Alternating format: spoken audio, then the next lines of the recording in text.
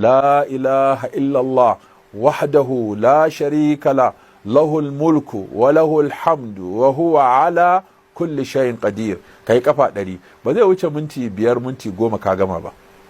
To wannan zikirin mutum yana yin sa zai samu waɗannan manya-manyan katafaren darajoji guda wato 5 da aka lissafa.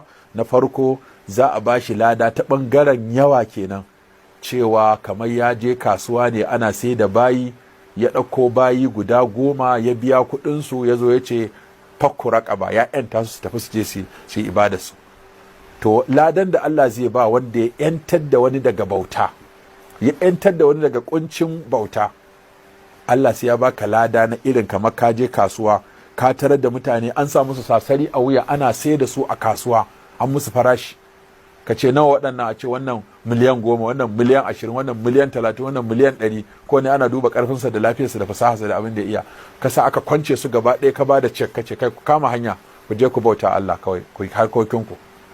To daɗin da za su yi da farin cikin da addu'a da za su yi maka da murnar da za su yi na ka ‘yantar da su daga bauta, to daidai yake da ka yi guda 10 irin wannan, sannan ne ka samu ko kuma ya kai ladan ka faɗi la ilaha illallah wahdahu la sharika lahu lahul mulku wa lahul hamdu wa huwa ala kulli shay'in qadir guda 100 da safe.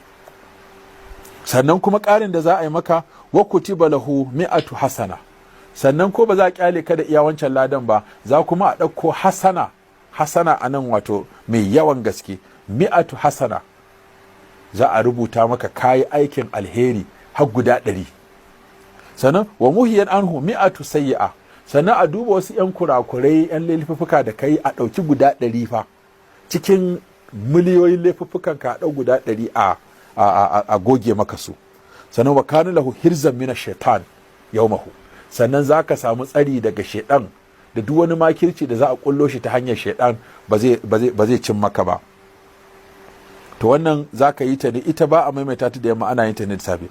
Cewa annabi sallallahu alaihi wasallam ya ce wanda ya karanta wannan zikiri na la ilaha illallah wahdahu la sharika lahu lahul mulku wa lahul hamdu wa huwa ala kulli shay'in qadir kafa 100 da safe, to daidai yake da ya ‘yanta bayi guda 10. Sannan kuma Allah zai rubuta masa lada har guda 100. Sannan zai kankare masa zunubi har guda 100. Sannan kuma zai zama masa kariya, hirzu, zai zama masa tsari daga shedan a wannan rana har zuwa yamma. Ko babu wani wanda ya zo da wani aiki na alheri na ambaton Allah kamar wannan.